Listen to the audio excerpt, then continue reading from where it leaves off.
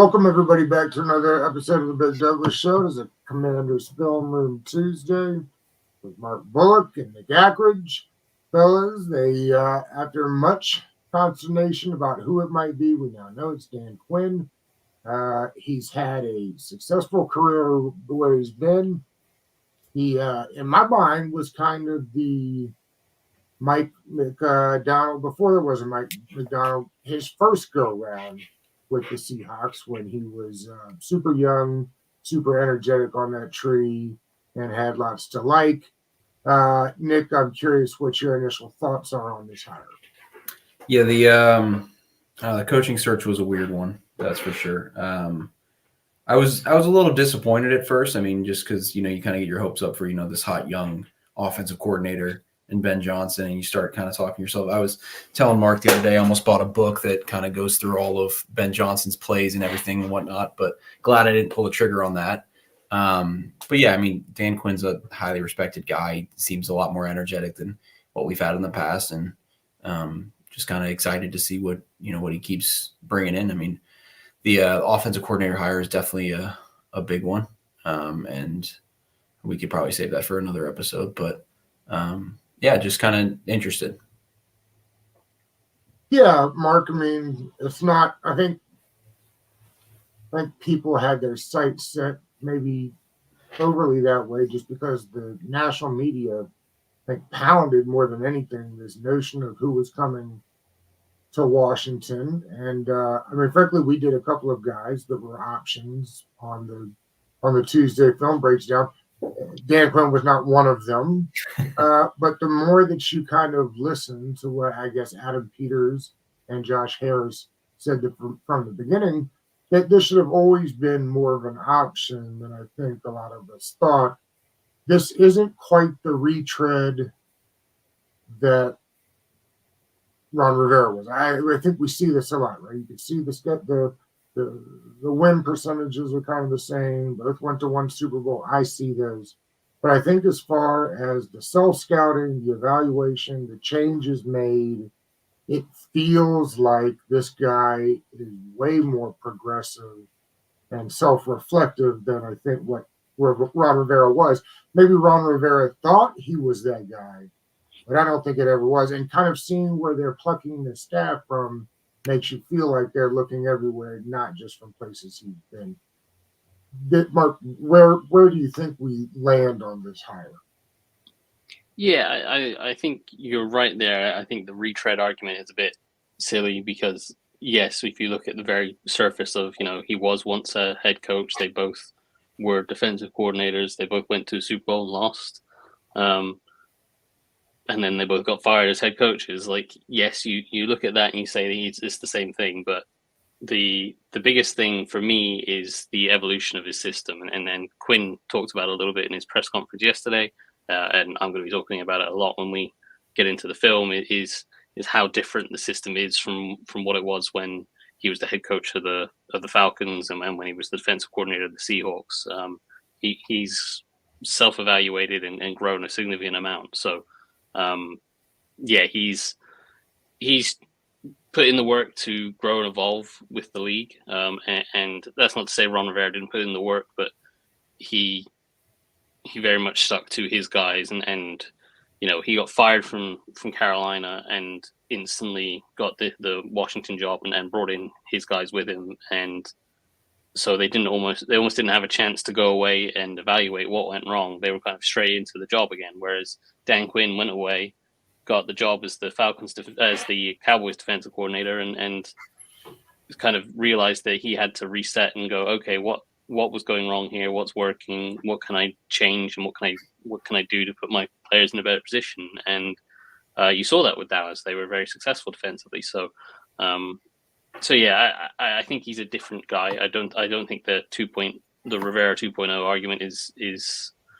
a fair point. And that's not to say that I love the idea of Dan Quinn being the head coach and think he's going to take us to a Super Bowl. I'm not there yet, but and like Nick, I was kind of more hoping for the exciting offensive mind, but this is where we are. So we have to look at it and break it down, and there's positives and negatives to them, and hopefully we'll get into that here when I start looking at the film.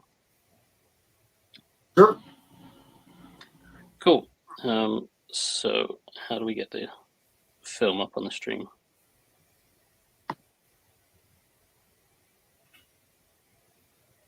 There we go. Right. So what Quinn was known for in Seattle was the cover 3 stuff. When the Seahawks went to the Super Bowl, the cover 3 stuff was all the rage, and the way they ran it was fantastic, and it was incredibly hard to move the ball on them, and they were a dominant defense. And so everyone associates the cover 3 scheme with Dan Quinn, and to an extent, he still runs that, but it's not what he does it's not what he lives in anymore. But to get started with, I thought I'd show what he used to be, and that was this cover 3 stuff. And then cover 3, for those that don't know, is essentially 3 deep defenders, 4 underneath defenders. It's a zone coverage. You have a safety sitting in the deep middle of the field. The 2 outside cornerbacks sit back into deep thirds, and then you got your 4 underneath defenders splitting the underneath areas of the field into quarters, essentially. And Marcus, and that's I'm sorry to interrupt you. As we get through these, while we're doing it, can we speculate a little bit on who might play where that's currently on the defense? Yeah. I'll definitely get into that. But at this point, this is something that I don't think they'll be doing very often, but it is to explain the backstory of Quinn and how he's evolved. So this is the cover 3 stuff, and you see it's the very basic zone dropping, and everyone drops into their landmarks, and the quarterback's trying to hit a quick out to the flat here, and you've got your flat defender playing with vision. Everyone's playing off with vision on the quarterback. Everyone's ready to drive on anything quickly thrown underneath, and that's what Jared Goff here tries to do, is throw this quick ball underneath, and you got the safety playing the flat, and he's just going to go and jump underneath that ball and intercept it. So that's the basis of what the kind of cover 3 system is. And that worked for a long time in the NFL, but then offenses caught up and overtook it, and they understood, this is how we attack cover 3. And especially guys like Kyle Shanahan and Sean McVay and those guys all kind of realized that, okay, we can beat cover 3 this way and that way, and that's why the Falcons era kind of didn't work for Quinn, because he hadn't evolved. But he went away and he self-evaluated, and when he arrived in Dallas, he's done quite a lot different to what he did with Atlanta and Seattle. And then for me, that's a positive to him, is how he's learned to adapt and evolve, and something he does, or what he does a lot more in Dallas is a lot of man coverage, and we'll get into why for Washington that could be a bit of an issue. We saw them struggle with man coverage this year from a personnel point of view, but I wanted to highlight the different ways they run cover 1 and the aggression that the man coverage they go for. And essentially what you got here in man coverage, cover 1, you've got a single deep defender, and then all the eligible receivers have a man that they're responsible for. So you can see the outside corners against the outside receiver, slot corner, slot receiver. You got a safety over the tight end, outside corner on this one, and then you've got the Cowboys do a little bit of a different thing here, because they've got Micah Parsons as a linebacker, and you want Micah Parsons rushing whenever possible. So he's going to rush, and you're going to have this defensive end. They're probably more duoing this running back. If the running back releases that way, Parsons probably goes. But if the running back actually comes across this way and actually tries to protect, so this guy covers him. And then you've got this spare linebacker who's doing what's called the plugger or a hole defender. And he's basically there to cover any shallow crosses. When you play lots of man coverage, one of the easiest ways for offenses to attack you is to run a quick shallow cross. And you'll see this here. This is AJ Brown out here, and he's going to run a shallow cross, and it's going to be real hard for this corner playing 10 yards off of him and with outside leverage to be able to make up ground on a shallow cross. So that's why you have this plugger here. So we'll run this through, and you'll see AJ Brown immediately. AJ Brown's immediately going shallow, and that's way too much for Deron Bland out here to try to make up. So you've got this linebacker in the hole here doing the plugger role. He's going to drive down on that route and basically take over the route, and obviously that's leaving a a linebacker on AJ Brown, which isn't ideal, but the idea is that you have a better angle to cut this route off and take it away from the quarterback and force him to go elsewhere. And that's basically what happens is they take away that shallow cross, and Jalen Hurts in the pocket here is looking to hit that shallow cross, but it's not there. He's waiting for it. He's waiting for Brown to get past that linebacker, but it's taking time because he had good leverage, and that allows this pass rush to get home and sack him. So yeah, this is the end zone angle. You can see from this angle, he's sitting here waiting for AJ Brown, and if they didn't have this plugger in the middle of the field, there's no way the corner would be staying with AJ Brown. It'd be a big gain, but because you have that plugger, he's able to take over the route, and Hurts is sat here in the pocket waiting for that route to get open, and all that time you've got these rushers bursting through, and especially Mike Parsons and the other edge guys getting there, and he eventually gets sacked. So there's a lot of different ways to get to these man coverage looks, and Dan Quinn kind of with the Cowboys, he basically lived in man coverage, and they to not give it away and make it too obvious, they try to disguise things every now and again, and here you've got a slightly different variation of what is essentially the same thing we just saw. Instead of a linebacker sinking back into a little hole here, you've got a second safety dropping down into the hole. So this is a variation known as cover one robber rather than plug, and you basically have this safety robbing any crossing routes. And again, you're going to have the same thing here with a receiver going in motion and then running that shallow cross, and you're going to have the safety being able to jump that. But it's essentially the same thing. You've got man-to-man across the board. You've got a safety deep, and you've got someone in the hole. And that leaves you able to rush five if you want to rush five.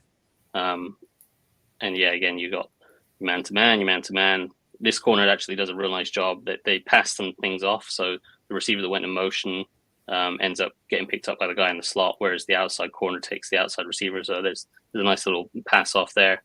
But they've also got the safety coming down ready to jump that shallow cross, and there's not really anything there for the quarterback. And again, the pass rush gets home and he's sacked.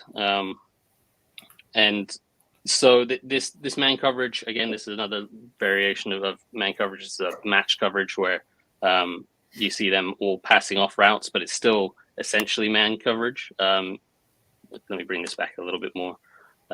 So when you get lots of man coverage, teams like to, as we just saw, bring a guy in motion and switch release stuff and try to make it real confusing for the defenders of who they're actually picking up, and try to create picks and stuff like that.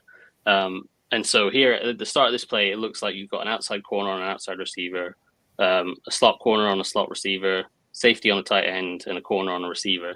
And then you've got a linebacker on a running back. But what actually happens when the routes distribute is you see this receiver comes in motion and he runs a shallow cross, whereas this receiver runs deep. So as we get to the motion, let me run it through. You'll see these guys quickly change. The slot corner steps up, the outside corner bails back, and then they read the release of these receivers, and they see that this receiver is releasing inside. So it's much easier for this guy to run with that than this outside corner. So they just switch that off nicely. And what actually happens is this slot corner and this linebacker pass this off again because it's the inside leverage. He knows he can pick off that shallow cross, and this corner can go out to the flat and cover the running back. And then you've got this corner outside covering that initially the guy that was in the slot. So it's a lot of match stuff, but it's still essentially man coverage. And that's what they kind of major in. And when you're playing that much man coverage, the thing that allows you to do is blitz more and rush with more players. Rather than just rushing with your front four, you're able to rush with five because you have an extra defender free. And so as you see here, that they like to use Micah Parsons, move him around, and he is a very special player. But what you get here is you get your front four defensive linemen, so your four down linemen, plus Micah Parsons as your kind of little roaming rusher.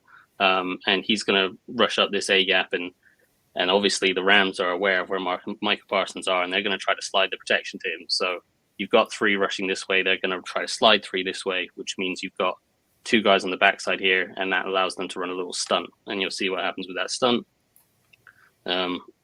You'll see Parsons takes the center inside, and you've got these three all sliding to this side. and you've got a man side over here, and essentially that means that there's going to be a big gap between where the center and the left guards split, and this defensive end is going to step up the field and then stunt inside. And yeah, you'll see him there stunt inside, and he's got that huge free lane because of the blitz and the stunts that it's called. And Stafford is trying to wait for this shallow cross. Again, they take away that shallow cross nicely, and he throws it, but he's not completing that pass, and he does a real nice job to actually get that way and not take a sack. And so that goes into to give you a little quick break here. I can provide some numbers to kind of back up everything you're saying. Absolutely, really. go for it. I mean, so when you talk about the stunts and whatnot, they led the league in percentage of stunts ran last year.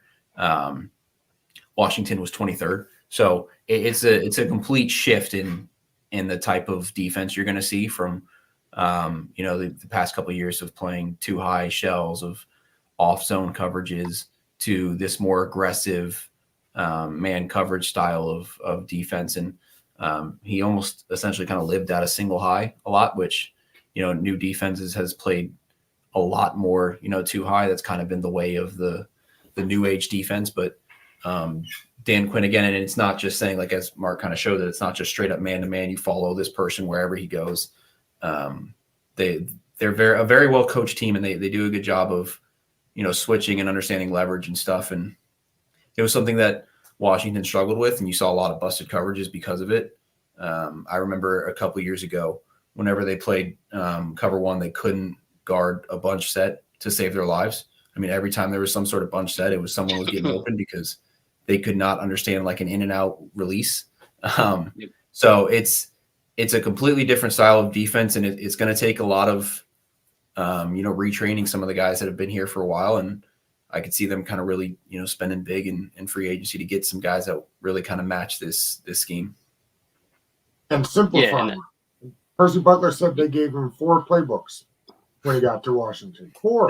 That's a lot with this too high coverage stuff. I mean, there's so many rules into every single coverage. It's not just straight up dropping back. It's a lot of that match coverage, but it's different with man coverage. It's more like, he runs here, you take him no matter what. And it's I don't know. It is a kind of difficult defense, but it's also it's a simplified sort of thing. I don't really know how to describe it, but and the Commanders, did the Commanders lead the NFL in percentage of zone play? They were at least up there at the top, right? I mean, they were in zone a ton. I don't know the exact percentage, but they were top 5 in quarters coverage, which again is that sort of cover 4 too high shell, and then the Cowboys were the 3rd highest cover 1 team, and Washington is near the bottom in terms of cover 1. So yeah, it's going to be a complete shift, basically. Yeah, absolutely. It will be a big shift in, that the thing I think you were trying to hit on there was it is a lot simpler. Like playing man-to-man coverage is tough physically to stick with receivers as they work down the field, but from a mental standpoint, it's a lot simpler. It's not I'm reading 3 different receivers trying to figure out who's going where and what zone I need to be covering and where I can help elsewhere. This is my man. I know I'm covering him wherever he goes. So I know what my responsibility is. And as we saw there is some match stuff where you're passing stuff off, but again, that's very much with shallow crosses and different types of crossers. And typically they build in, as we saw with a safety or a linebacker in a hole, they build in precautions to help them defend those type of routes.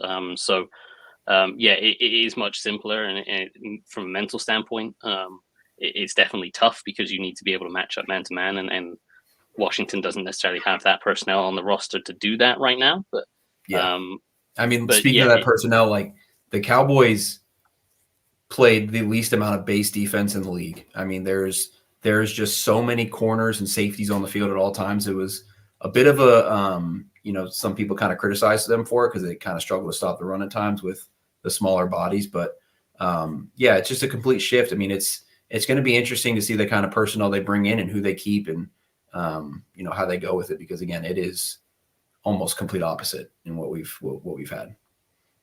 And Yeah, help for for guys sure. like Jamin Davis, right? I mean, Jamin Davis could. maybe allowed I to mean- fly around a bit more, maybe attack the quarterback just a bit more. Yeah, definitely could. Yeah, well, so there is a point I do want to make on Jamin Davis where people He's think not that He's not going to be Micah Parsons instantly. Just because exactly, he's yeah, athletic. yeah. Everyone thinks that because he's this insane athlete and he plays linebacker that Michael Parsons is an insane athlete and plays linebacker, so he's gonna they're the same thing. And no, Micah Parsons, like, he's basically a defensive end that they let play linebacker and move him all over the place. But if he just played defensive end, he'd be one of the best defensive ends in the league. And he is one of the best defensive ends in the league.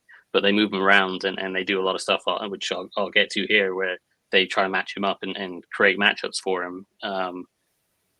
But he at his core is more of a pass rusher than a linebacker. Whereas Jamin Davis, yes, he's really athletic, but he was always more of a linebacker. He was a solid zone dropper and could match up man to man sometimes and can fit the run pretty well. He's been really good at fitting the run the last year or two, but his pass rush skills have never been amazing. It's been like, if you get him matched up on a running back, he can run the guy over, but if the running back's decent in pass protection, there's not a hell of a lot of pass rushing technique there. And maybe you can teach that to him, but he's not got the burst and the bend that Micah Parsons has off the edge. And you'll see that in some of these clips here where Parsons is just way too quick for guys, and they can't handle that. And he's a different level of athlete that Jamin Davis is. And in fact, I'll use that to go back into the film here. The other highlight of the Dan Quinn defense for me was how well they used Parsons, and obviously Parsons isn't coming to Washington, but the point to take away from when you watch these next few clips is how well they scheme things up for their best player. And it's encouraging to see, with Washington the last few years, it was our best players are, we got Chase Young and Montez Sweat on the edge. We'll just let them rush over the same tackle the entire game and not do a hell of a lot and see if they can win. Whereas these guys are scheming things up specifically for Michael Parsons. And you can see that here. Parsons, rather than playing linebacker or defensive end, he's moved inside here. He's technically the defensive tackle here. So you've got your 4-down lineman, you've got an edge rusher, you've got Parsons, you've got a defensive tackle, and you've got another edge rusher. And then you've got what is a safety playing linebacker, as Nick said. They played a lot of nickel and dime with safeties in the linebacker position.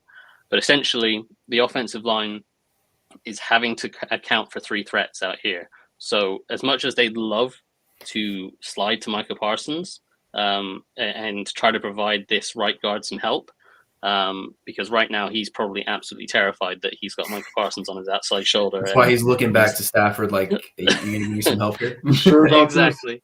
Exactly. So you've got your 3 guys over here, and you don't have to rush this guy. He can rush, and quite often they will rush this 5th guy to make sure that they get this one-on-one.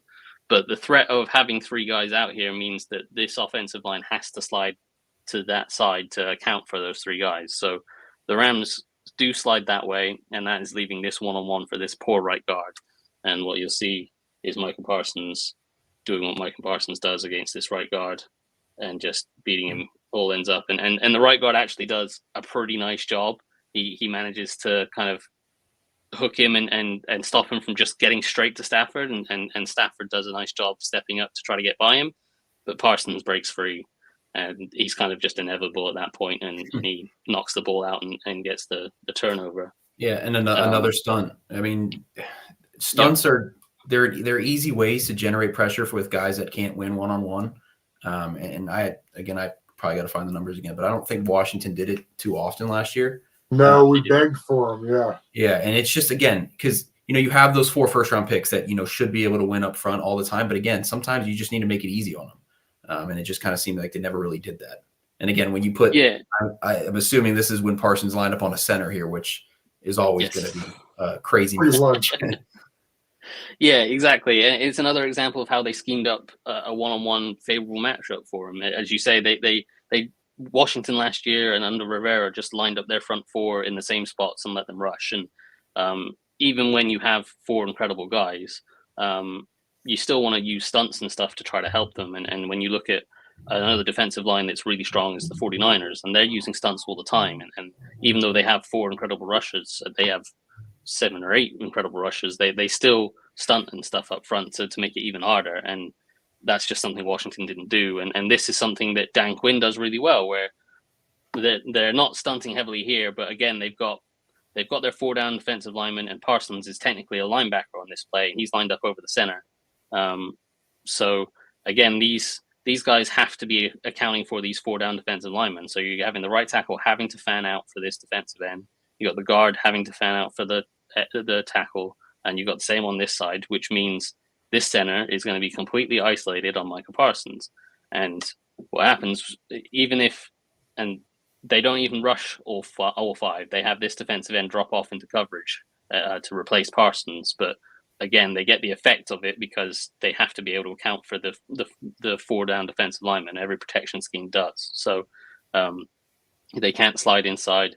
This leaves the center on Parsons, and Parsons just makes quick work of that poor center and gets a sack. And again, it's all about the whole defense from a pass rush point of view was schemed around their best player, Michael Parsons, and finding ways to create positive matchups for him. And different ways of attacking different protection schemes, as we saw, getting the line to slide away from him, putting the line in positions where they couldn't slide to help him. And this is another one here where, again, he's back in that defensive tackle role over the right guard. And what you're going to have here is you've got a linebacker and you've got 2 defensive tackle and defensive end outside. So again, you've got that line sliding away from Parsons. And then you've got this safety joining the rush. So this running back that could, in theory, step up and try to block this linebacker and allow the center to slide across to try to pick up Parsons. He's now having to think about, okay, I've got this safety to potentially have to block. So he's instead coming across to block the safety, which again means the center has to slide to the linebacker who's actually dropping. And that gives you one-on-ones here. You've got the defensive end and Michael Parsons both working against the right tackle and the right guard. And they'll run, as Nick said, they run a little stunt here where Parsons is going to go up the field between the tackle and guard. And you're going to have the end looping around inside. And again, Parsons is just kind of inevitable and gets through and gets another sack. So, and then you can build on top of that, right? When you've got so much attention on Michael Parsons, if they're always thinking, okay, he's coming, I'll just drop him out and we'll send blitzers from elsewhere, right? Before you keep going with this, I mean, I know fans hated when edge rushers drop off into coverage, but if you want to live in this kind of simulated pressure world, it's going to happen. The best defenses in the league do this. Sometimes it doesn't work, but a lot of times it does. So this is a warning. I guess we can play this every single time someone drops into coverage when they're not usually supposed to. But yeah, this is something that you're gonna see a lot again with these edge rushers, and they're gonna drop off into coverage. It's how you get advantages and blitz and stunts and all that sort of stuff. Yeah, it's all about attacking. Talked about the edge on the other side. The Marcus Lawrence is again. Yeah. Yeah, I mean they've got some real good defensive linemen across the board, really. And yeah, Lawrence and a bunch of guys are real good players, but Parsons is their number one guy, and every offense is looking to try to get help on Parsons. And as we've already seen in this Rams game, they schemed up a way to get him one-on-one with the guard, and the guard lost. They got him one-on-one with the center, and the center lost. So naturally, at this point in the game, you're thinking, okay, we got to find ways to help against Parsons. We've got to make sure we're sliding protection and picking him up. And so when he starts to get too much attention, the easiest thing to do is make them slide the line this way and drop him off and replace him with rushers from the other side. So this is actually a blitz. They're rushing 6 guys. Parsons is going to drop off into coverage, and they're going to bring 2 safety here, strong safety, that's kind of playing as a dime linebacker, and you've got the other linebacker. They're both going to join the rush, and Parsons is going to drop off into coverage. So you see they drop off, and Stafford, when he drops back, he's looking, and he can immediately see both of those guys are rushing. And even though Parsons isn't, these guys are, and he knows that line is sliding towards Parsons to try to pick up Parsons. You can see here, you've got 2 guys on one, and you've got the running back here was initially looking at Parsons, and now is going to try to step up and pick up the safety. But Stafford is smart enough to know, okay, I've got 2 guys coming that I wasn't expecting, so I'm going to be overloaded to this side. So I need to get this ball out quick. And where am I going to try to go? I'm going to try to go to my number 1 guy, Cooper Kupp, running a quick out here. So I need to get that ball out quick. And this is where your aggressive corners that love to jump routes come into play. And you've got Deron Bland here.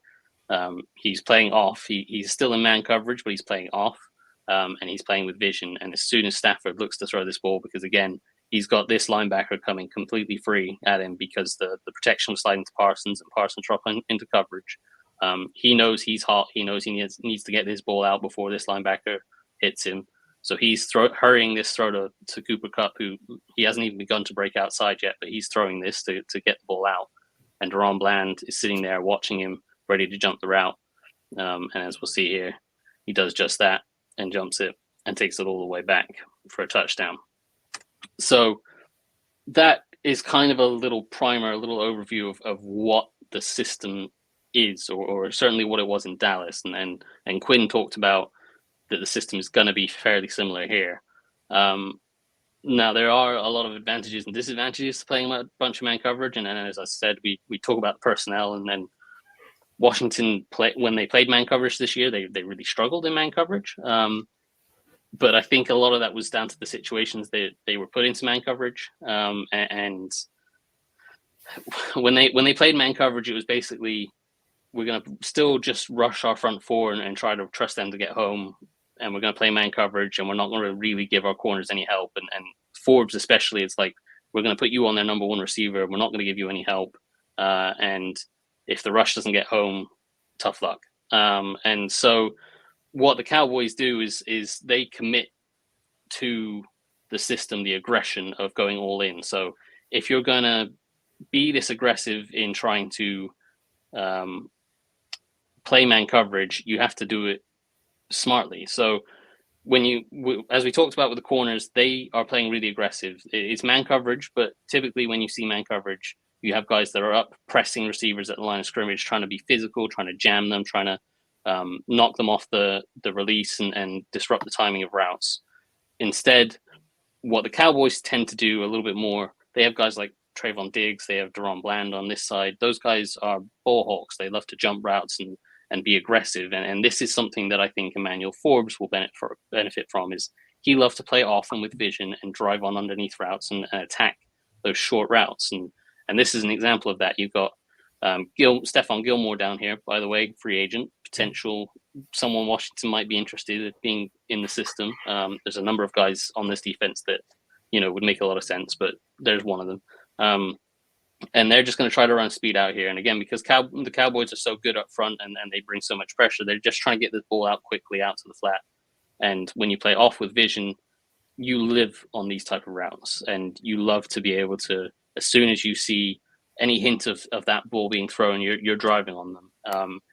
And for it to work, you need to be aggressive and you need to commit to it. And you'll see here, Gilmore is incredibly aggressive on this. Like, Jared Goff has just begun his throwing motion. Like, he's only just pulled the ball away from his second hand to indicate he's looking to throw that ball. This receiver is only just making his cut, and Gilmore is instantly driving down on this. He's ready to attack it. And it's an incredibly aggressive style, but you'll see as we roll it through, it's a really effective one. He's able to break on the route quickly. He's able to contest the throw and break up the pass. Now, it is an aggressive style that can be taken advantage of. And this is something we saw with Emmanuel Forbes, where offenses ran a lot of double moves at him, and he loved to be aggressive, like we just saw with Gilmore. He loved to jump those underneath routes, but it leaves you vulnerable to those double moves if you're overly aggressive. So what we saw have it a here lot is with Trayvon Diggs as well before he got injured this past year. Yep. Trayvon Diggs is kind of feast or famine, but that's kind of how they teach their corners to play. You either get the ball or you give up a 70-yard touchdown. It's pretty insane. Yeah, exactly. And you'll see that mentality again here. You got Deron Bland. It's very much in the same bracket as a guy like Forbes and Diggs, as you mentioned. He loves to attack these underneath routes. He's extremely aggressive and trying to jump stuff and create plays. And it's the world that they try to live in. So you got Keenan Allen here. He's initially lining in this bunch, and he's going to motion across, and then he's going to run a little double move. He's going to sell this fake outside and then break up the field, and you'll see why the aggression can be a negative, and it can work against you. And Bland tries to. You see there's going to be a little pump fake from Herbert, and Bland again. He's because he's off. He's playing with vision of not just the receiver but the quarterback, and that kind of helps him bite on this fake. So you'll see Allen sells a little release outside and then gets upfield, and Bland jumps on that and ends up getting beaten and actually falls over trying to keep up with him. And he gets lucky that ball from Herbert is overthrown, but it's a pretty bad look for Bland there. But the thing about what Quinn does is he understands that if he's going to ask his corners to play that aggressively, to attack everything underneath in such a manner, he knows the pass rush needs to be all in on that as well. If that pass rush isn't getting home, those corners are going to get beat deep on double moves. So to avoid those corners getting beat deep and to allow them to play so aggressively, Quinn will commit to rushing the passer and bringing extra rushers. So you'll see here, again, another situation where you've got a receiver running an out route. This, again, against DaRon Bland. And what they do is they bring 6 rushers. So they've got the 4 defensive linemen. They've got a linebacker lined up here, and you've got Micah Parsons doing his thing of roaming around and causing havoc. And they're going to just rush the lot of them. They're not going to bluff anyone and drop anyone out. They're just going to say, we're rushing the lot of them. Good luck trying to complete anything. And you're not going to have time to throw anything down the field. And that allows these corners to be super aggressive because they know this rush is going to get home before they can get beat deep. So they can afford to be aggressive. So you'll see here, this rush is all getting home. This defensive end's looping inside, and he's got a free lane up the middle here. So Geno Smith, the quarterback, is thinking, okay, well, this ball needs to get out. I'm about to get smashed by this free rusher. So I'm throwing this ball out here. And again, DaRon Bland playing off with vision. He's ready to, he can see the quarterback. He's peeking into the backfield. He can see that throw, and he's jumping that route, and he's intercepting that pass. And I don't know if I included the end zone angle because I did.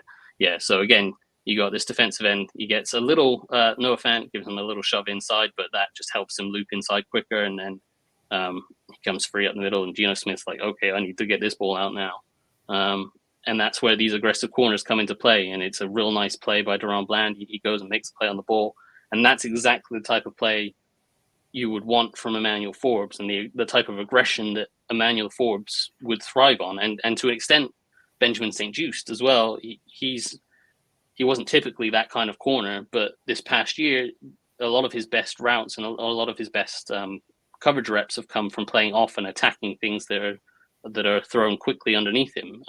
And that's where you want guys like Forbes that have great ball skills to be able to go hunting. But they can't do that if they're going to get beat with double moves every time because the pass rush isn't getting home. So it's all about having the pass rush and the coverage in sync. If you're going to be aggressive on the back end, you need to be aggressive up front as well. And that's something that I think Dan Quinn understands and does a really nice job of committing to. So I think that is the positives looking for guys like Forbes and to an extent St-Juste is that they're going to be allowed to be aggressive and make plays. And if they get beat deep on a double move, it's not going to be on them. It's going to be on the fact that the pass rush didn't get home.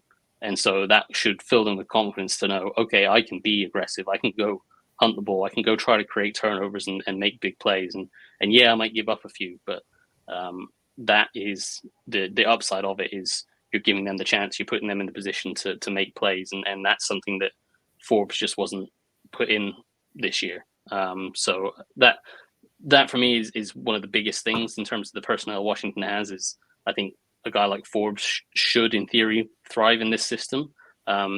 It's going to be a little bit feast or famine, as Nick said. It's going to be a bit boom or bust, where you're going to be attacking and you're going to be committing rushers and you're going to be trying to attack everything, keep everything in front of you and drive down on routes and attack. But and that leaves you vulnerable to certain things. And so that those vulnerabilities is another thing I wanted to touch on, because at this point in time, I'm probably making it seem like Dan Quinn's got the best defense in the world and they're all aggressive and attacking and it's all fun. there is Mark, downsides to playing. Mark, Yeah, go before ahead. you switch it real quick, I'm curious. One thing that I hear a lot of people asking on social media is the safeties, and do we have them to play the system? How does Derek Forrest look in a free safety spot? And if Cam Curl is not back, can Quan Martin move into the strong safety spot in this system? So Forrest, I think, could play the free safety role. I think he has the range to sit in the middle of the field and work sort of not sideline to sideline because that's unrealistic unless you're Earl Thomas. But he can certainly work the hash marks and possibly out to the numbers. So I think he can fit that. I think Quan is probably more of a free safety if you're going to play him at safety. He's got quite nice range, and I think he's actually got a little bit better instincts than Forrest as well. So if you wanted to put him in that role, I'm kind of with Quan. I feel like he can do so much more than that. I think because he has the versatility to play in the slot, I would leave him there. But if you wanted to move him back, I think as a safety, he's more of a deep middle safety, this guy here, rather than a guy that you want necessarily up in the box. So that's kind of where I see Quan Martin. Percy Butler is someone that I think you could play at strong safety. The strong safety, if you're going to play a bunch of man coverage, the strong safety is going to be a guy that has to match up with tight ends. And Percy Butler started playing free safety this year when Forrest got injured, and then quickly they realized that he struggled to tackle as the last man at free safety, and that's something that I'll get onto later on in this as well, is tackling. But they moved him down in the box into strong safety, and a couple times he matched up in man coverage. He actually looked pretty good, at least in my eyes. So that's something he could do. But I think in an ideal world, Cam Curl is your guy that's going to do that. Whether they re-sign him or not, I don't know. Because I mean, I think again, we talked about how many safeties and corners they play with. I think that puts kind of Cam Curl as a priority. I don't know. That's what I'm kind of hoping. I'm just a big Cam Curl fan, but I think again, with the amount of safeties and corners that they play with, you're not going to find much better than Curl on the free market. So, I mean, I think it kind of points more towards them re-signing him. I would think so. With his ability to play strong safety and play as a dime linebacker, Everywhere. Basically everywhere, yeah. Being able to match up with so many different types of receivers and being able to fit the run as a safety would be definitely very valuable to this defense. It's whether they want to pay the money to a safety, and part of what Curl can do so well is do the match coverage and the zone coverage type stuff that they ran within the more quarters-based system, whereas this is obviously more going to be more man-to-man. So, and Curl can do the man-to-man stuff. That's not an issue, but with the zone type of systems, you can move them around and have them match different coverages and be even more versatile. So I don't know whether they think that price might be a little bit too high. I don't know. I hope they bring him back. I think any defense that doesn't make use of Cam Curl is not a good defense. So I would bring Cam Curl back, but yeah, and I think he can play the role that sort of Javon Curse played in Dallas last year as a kind of strong safety and almost a dime linebacker and matching up with tight ends and stuff. And unless Dan Quinn goes, well, Javon Curse is actually a free agent, let's just bring him in because he knows the system already. But how many of these guys are free agents? There's Gilmore, Curse, one of the defensive tackles, Armstrong, slot corner Jordan Lewis, defensive end Dante Fowler. Those guys are all free agents. So there's quite a few of those guys that they could, in theory, make a pretty strong case for being like, hey, these guys know the system. They're vets. Let's get them in. Let's have them help them teach the other guys the system and the culture that we're trying to build here. I think that would make a lot of sense. I don't think they'll go and try to sign all 5 of them, but one or 2 of them probably would make sense. So yeah, there's quite a few free agents that would make sense. Whether those guys are the kind of guys that are going, I want to go play for Dan Quinn. Probably quite a few of them are, but probably quite a few of them are saying, actually, Dallas is quite nice. The Cowboys facility is pretty nice, and staying in Texas is probably more attractive to some of them than moving to Washington. So we'll see with that. But certainly I would think a couple of them might make their way over. Yeah, the franchise tag for safeties is 16 million. So you figure the Cam Curl somewhere between 14 and the franchise tag would be an interesting dilemma for the new staff and Adam Peters to see where they're at on that. It's not an outrageous number, and they've got tons of money, but it's a big number for a safety. So I'm curious to see what they do. I'm with you guys. I hope he's brought back. Yeah, I personally would look to bring him back, but we'll have to see whether they feel the same way. So yeah, I thought, having shown the kind of system and the aggressiveness and the upside of it, there is, of course, the downside and the risks of playing in such an aggressive manner. And if you're going to play man coverage, it's just a fact that sometimes defenders are going to get beat. As much as we'd love to say every corner is going to be perfect on every rep, it's just not going to happen. And here's an example of that. You've got DK Metcalf at the top here against Deron Bland. Metcalf is going to run a little stutter here where he's just kind of sell a fake. They're running a little play action shot to him, and he's just going to sell like, oh, this is a run play, I'm not trying, and then I'm actually running down the field and you're not going to catch me. And Bland kind of gets lured into a false sense of security, and you'll see here as that happens, they run this little play action fake, and he does this little stutter, and then he goes. And unfortunately, if you're playing in man coverage so heavily, you're going to have these plays where you're just going to get beat by a receiver and you don't really have much help. Sure, there's a safety in the middle of the field, but it's unrealistic to expect the safety in the middle of the field to get all the way out to the sideline and save you. So it's unfortunately it's a downside of playing so much man coverage is eventually they're going to find a matchup that wins, and it's tough. But the thing about it is when Washington played man coverage last year, they left their corners out to dry. They especially Manuel Forbes, they said, hey, you go cover AJ Brown, you go cover Jefferson, you go cover whatever top receiver we're facing this week. You're going to go cover him, and you're not going to really have any help. Dan Quinn recognizes that sometimes the number one receiver on their team is pretty good, and you're going to need to try to offer some help there. And so he has bracket coverages built into his system to help manage those guys. So this is that Chargers game again. You got Keenan Allen, who we saw beat Deron Bland on that double move earlier. So what they did is they offered bracket coverage.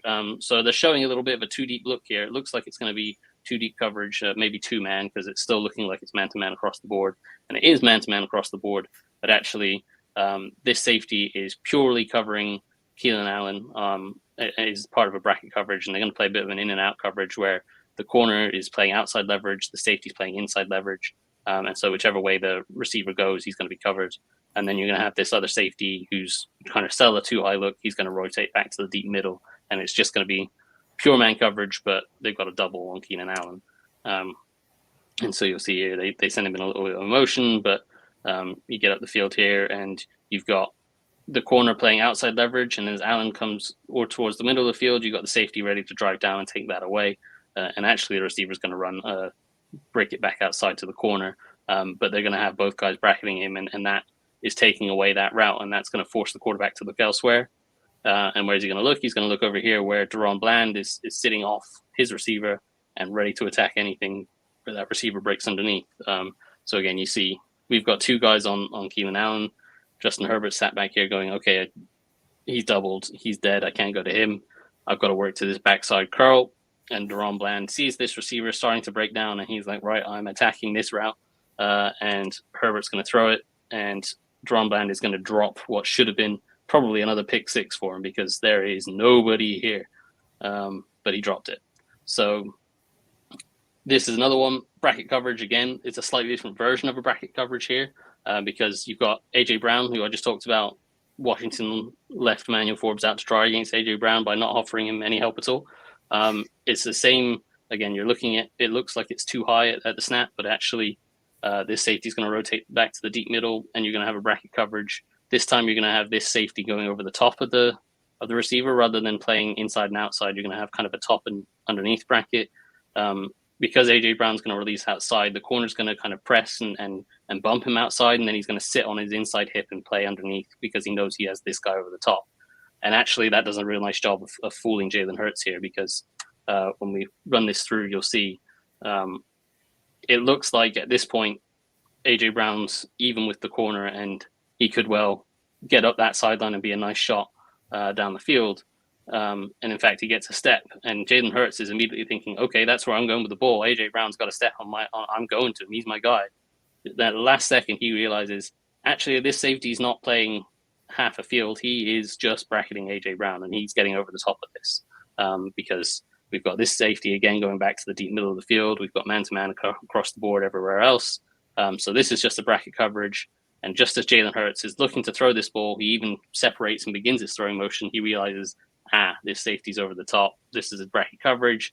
I've not got this, and everyone else is kind of covered. So I've actually got to scramble. And he does a nice job scrambling and turning what was a negative play into a positive. But again, it just shows, there is ways to help corners when you play man coverage against really good receivers. You can use bracket coverages, and you can take away number one receivers, and you can force the quarterback to try to go elsewhere. And as we just saw there, sometimes it makes it look like, okay, I've got my guy one-on-one. Actually, no, there's a safety over the top, and I have to look elsewhere. So yeah, that's one potential downside, is that sometimes corners are just going to get beat, and you can try to provide help for them sometimes against the better receivers with bracket coverage, but there's still just going to be reps where a corner is just going to get beat, and the rush isn't going to get there, and you're just going to have to eat those plays, unfortunately. Another negative of man coverage is screens. You're very vulnerable to the screen game. If you think about it, when you play zone coverage, if you're trying to run a little screen out here, you've got every defender dropping off into coverage. They're all playing with eyes and vision on the quarterback, and they're all able to see that there's these linemen all suddenly pulling out, trying to get in front of the play, and they can all run down and rally to the ball and make a play. If you're in man coverage, everyone's focusing on the guy they're trying to cover.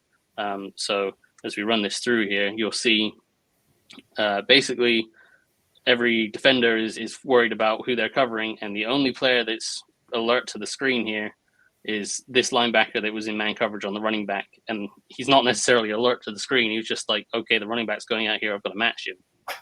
But you see these pass rushes are trying to get in on the quarterback, and you see these three offensive linemen are all completely free.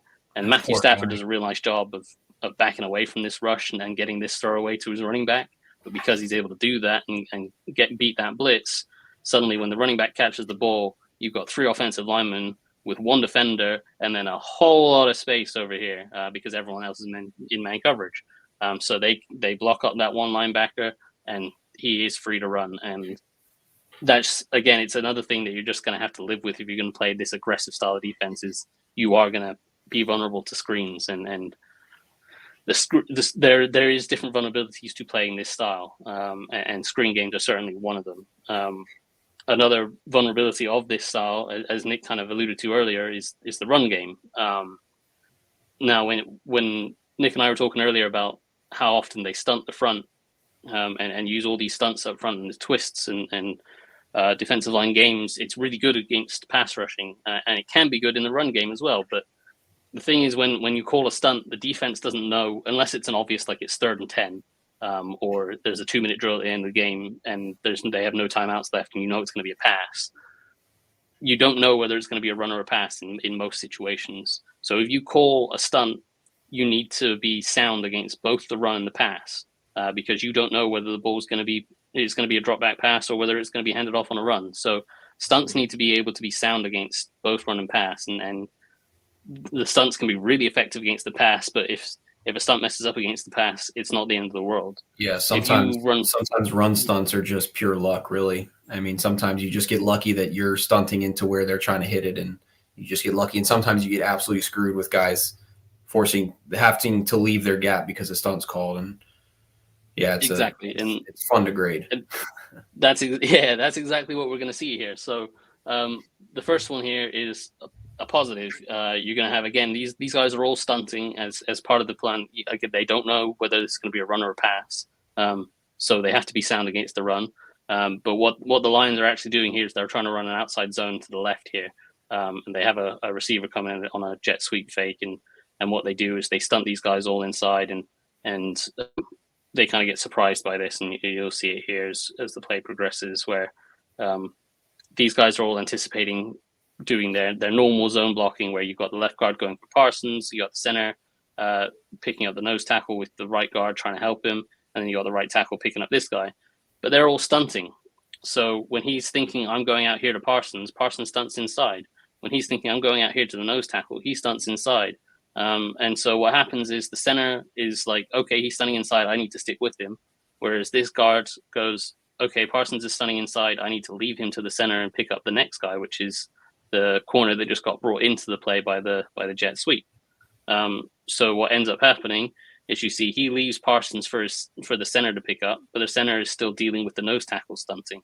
So there's a bit of a miscommunication because of the stunt that it surprised the offensive line of how they were blocking it, how they had it all lined up to block initially. The picture suddenly changed, and when the picture changes at the snap, mistakes can happen. And what results here is Parsons comes completely free and goes and makes the tackle in the backfield for a huge negative gain. And you think, great, run stunts, they're amazing, they're great fun. And they can be. But at times, they also can lead to big running lanes. And this is from the exact same game. They're running what's called a pirate stunt, where you've got Parsons stunting inside, you've got the defensive tackle stunting inside, and then you've got the linebacker here, which is actually, as Nick pointed out, it's a safety playing a linebacker. They love to play their defensive backs. And part of that is because they want to have defensive backs on the field for coverage. And part of that is because they had no real linebackers this year and they were having to play safeties, kind of like Washington. They have Jamin Davis and a bunch of guys. So Cam Curl kind of had to play a linebacker. And are we talking about position flex again? I'm not going to bring that term up. We have decided never to say position flex again.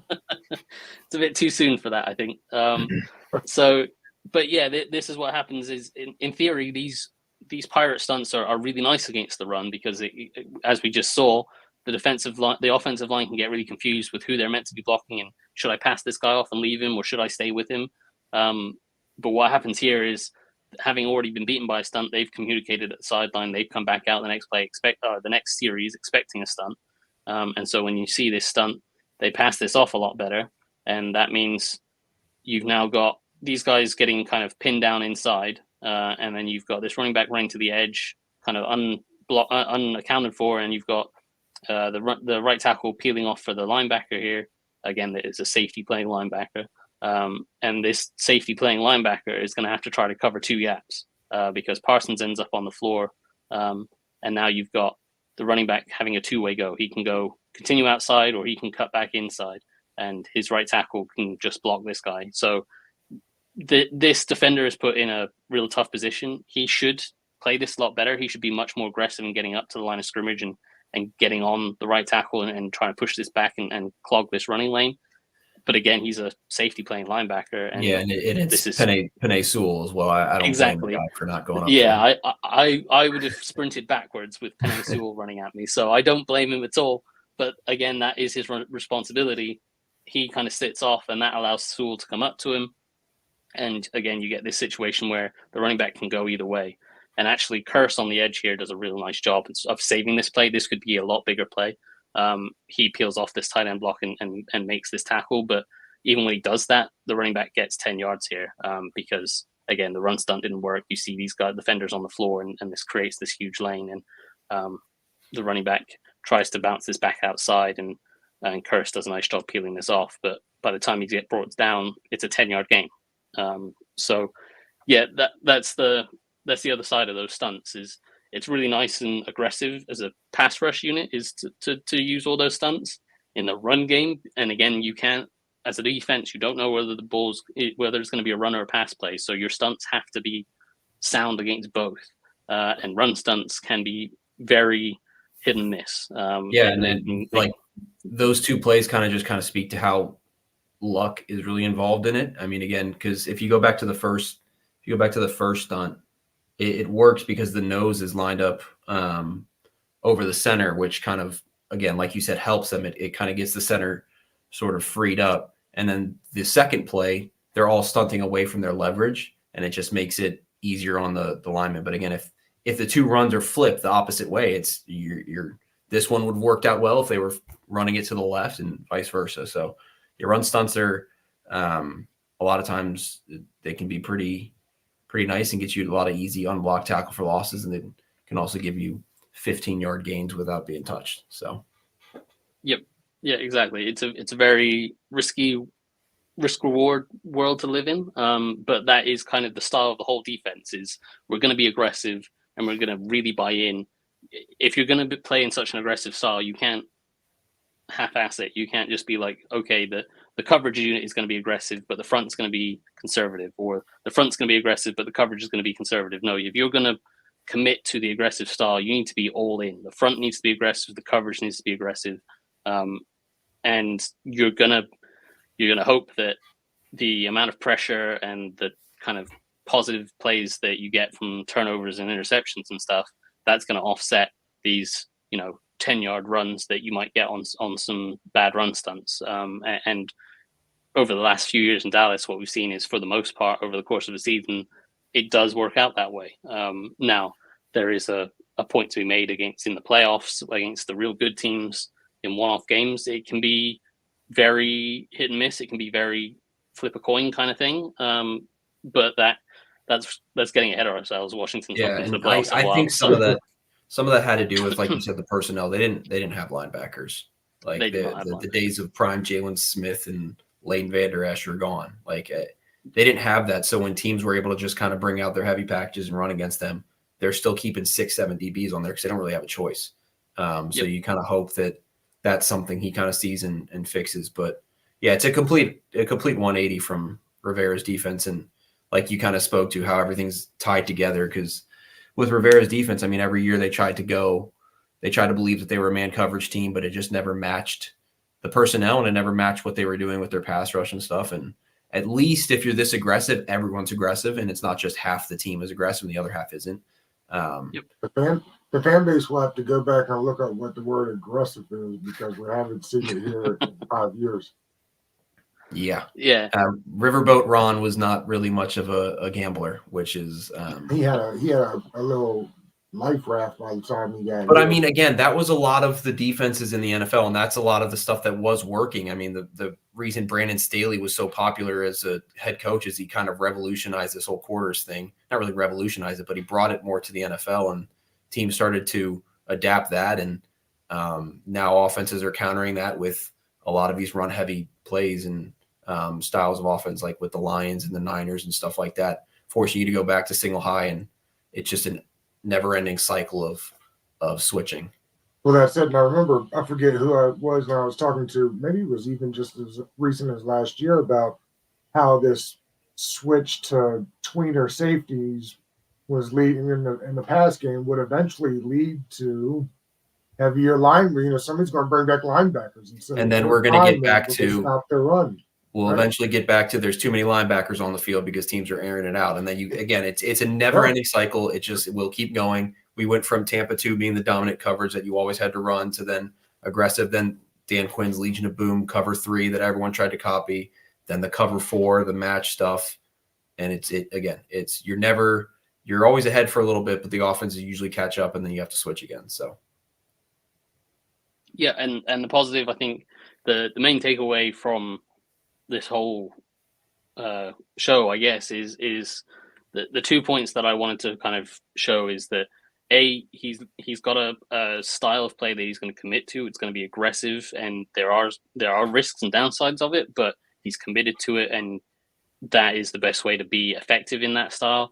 And 2, it shows the evolution of him, because he was this kind of cover 3 guy. He was known in Seattle as the cover 3 Legion of Boom guy, and that's what he was hired to go do in Atlanta, was to replicate that. And that worked for a little bit. And then, as Nick said, offenses catch up and they figure out ways to beat cover 3, and suddenly you can't live in that world anymore. And a lot of defensive coordinators don't adjust and aren't able to they're either not aware enough to adjust and self-scout and change things, or their ego is too big and they go, no, this is the way we do things, and this will work. And a lot of the we have our It's nice to see that Dan Quinn he's humble enough to understand that this doesn't work. I'm not going to try to fit a square peg into a round hole. And a lot of coaches, offense and defense, are the mindset of my stuff has worked, it's going to work. We're just going to keep drilling it and doing it, and we're never going to change.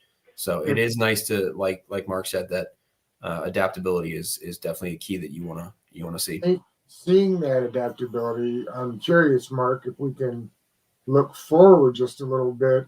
If we assume that it's Benjamin St-Juste, Emmanuel Forbes both outside, Juan Martin and nickel, Cam Curl at the strong safety, and Benjamin and Derek Forrest. What does that group make you feel like base defense looks like next year? Like, do you think there will still be more of a man? Do you think that we can bring more of the zone stuff? What are we best suited for, knowing that Dan Quinn has no problem kind of evolved in the system to fit the personnel?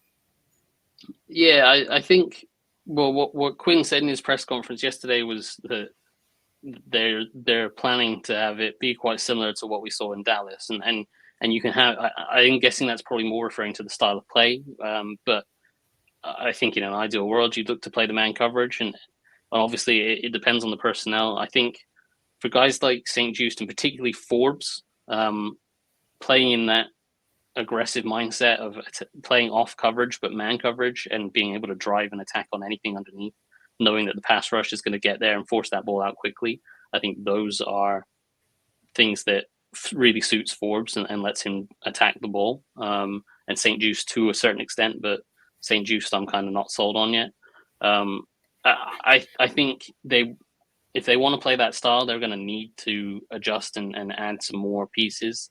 They're going to need a new Mike linebacker. I think they would probably want another corner. I don't think Fuller's coming back. I mean, I don't really see how he fits in this defense. I mean, he's been for so long so good at this kind of cover 4 stuff, and he was again last year. Like, he was the one corner that was still pretty decent at this, and he did struggle a bit in man coverage. So I don't know if they bring him back or whatnot, but I don't really see him coming back.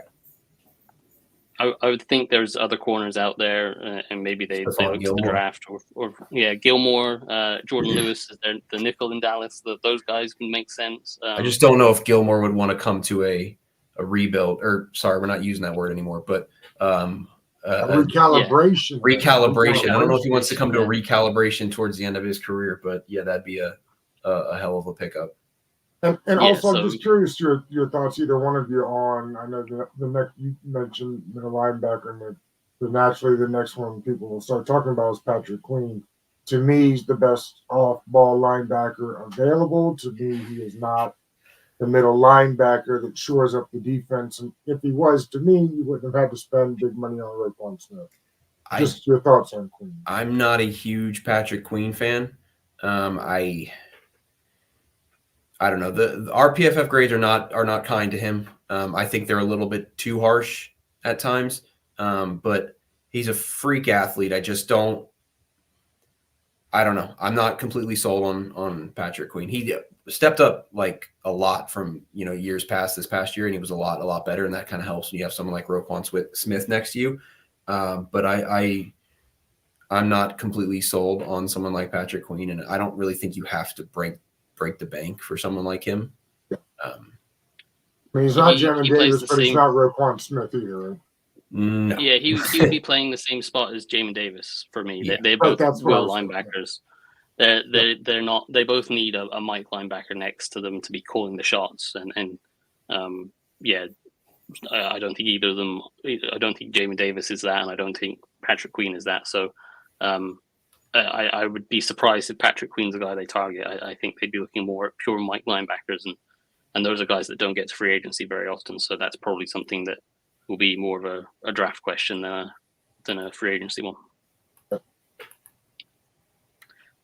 yeah, that's all I got. So I think we can probably wrap up there. We've run over an hour like we normally do. So you want to wrap that up there, Doug? Yeah, I mean, the way we kind of wrapped it up there was great. I would have clicked to the screen if I had realized it, but I think that's the most intriguing part, is just his ability to kind of evolve, self-scout, if you will. And then I think it'll be interesting to see how they marry the players that they have with what it is they'll be trying to do. I think it's interesting that he won't be calling the plays. So again, like it's more of the idea. What we're looking at today was more about what the scheme will look like, and then we'll have to, get more. We don't really have any idea what kind of defense Witt will call. We'll know what he'll call, but again, the play caller's job is when to know how to know when to push the buttons. I think that'll be really interesting, and then the rest of the staff will be interesting to see how they fill that out. Mark, is the plan to move on to Cliff Kingsbury next week? Can do. Yeah, we'll see where things go. Whether we want to do Kingsbury or whether we want to move to the quarterbacks or what have you. But I guess Kingsbury would make sense first. So we can do that next week. We'll see. Okay, sounds good. Thanks, guys. We'll see you next week.